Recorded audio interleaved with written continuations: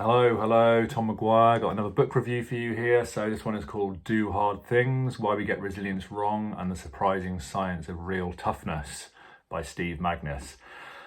Good book, good personal development book for sure. Steve Magness co-authored Peak Performance, which is one that I didn't actually ever review. I read that 2 or 3 years, no, actually just over a year ago, I think that was, potentially. My brother sent it to me. He sent me an audio version of that. I listened to it in the car for that one. But very, very good. Peak Performance is one that sticks in my mind, to be fair. So if you get a chance to listen to or read that, I highly recommend it. But this one, Do Hard Things, is very good as well. It's narrated by a guy called Mike Chamberlain, who narrated The Power of Habit by Charles Duhigg, which is one of my favourite personal development books of all time, actually. I think that's fantastic. I even prefer it to the much kind of lauded Atomic Habits. So that's kind of saying something, although Atomic Habits is very, very good as well. But I personally preferred The Power of Habit. I'm currently at the minute listening to a book called Aquanaut by Rick Stanton, and this is kind of the true story from the perspective of one of the divers during the Thai cave rescues in 2018. Absolutely fantastic true story.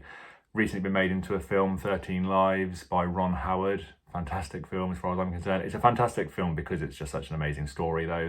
That's how I see it. You know, when you've got a story that's brilliant, as long as the director doesn't kind of mess around too much and try and make it too Hollywood, then they're just onto a winner. And I think Ron Howard is probably the right person for that. Just a brilliant story. And he does it quite sensitively. But this book is Rick Stanton, like I said, one of the main divers, and it's from his perspective. Really, really interesting. I will be reviewing it very soon. I think it's relevant to Do Hard Things because, you know, the divers who basically perform miracles in that rescue, they've kind of dedicated their life to doing something hard and kind of pushing themselves and being focused and passionate on what it is they love and do really well. And that's kind of what happened, is they were able to kind of perform miracles in a very difficult situation. So I think that's quite relevant. This book is more of a personal development, self-help book. There's nothing wrong with that. I've got no problem with that at all. This is largely a personal development channel.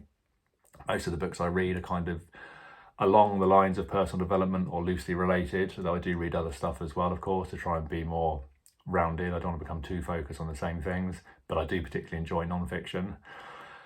This book reminded me a little bit of Resilience by Eric Greitens, the Navy SEAL. That's a fantastic book. I reviewed that some time back.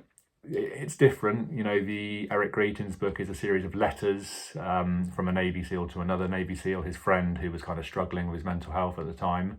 And it's done really nicely. It's actually quite a beautiful book in some ways. So they are very different, but Do Hard Things is worth a go for sure.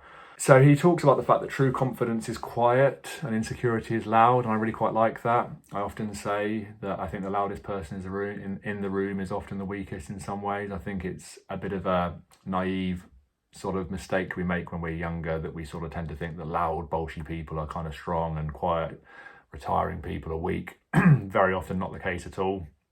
You know, you've got to ask why people feel the need to grab attention all the time and kind of show off all the time, whereas actually some people are just happy just to kind of do their own thing and don't feel the need to prove themselves until they kind of need to prove themselves, I suppose, potentially. So that's interesting. He talks about the fact that we shouldn't ignore our emotions. We need to understand the negative and positive of our emotions and learn from that and listen to that, and those emotions can guide us. But what we don't want to do is allow ourselves to be ruled by our emotions, of course. So he talks about how we can look at that. Finding meaning in discomfort, which is something that I talk about a lot on this channel, something that Jordan Peterson talks a lot about, you know, looking for those things in life that kind of scare us a little bit, that are going to push us, that we need to push through and improve on if we possibly can. And I think it's really, really crucial. It's been really crucial for me in life to kind of face up to things that I'm scared of. When it came to public speaking, I was absolutely terrified when I first started my business, and, you know, complete wreck even thinking about speaking in front of people. But the more I pushed myself to it, the more comfortable I became. I actually now seek out opportunities to talk in front of people and actually enjoy it. Giving up booze, I think, has been a big change for me as well. You know, my circle of friends and family, you know, most of them sort of drink to some extent socially. So to give that up was a bit of a challenge, but that's had an exponential positive effect on my life for sure, in terms of sleep quality, my health and fitness, my ability to focus at work so much more. So I'm just going to read you one of the quotes from this book. So, real toughness is experiencing discomfort or distress, leaning in, paying attention, and creating space to take thoughtful action. It's navigating discomfort to make the best decision possible.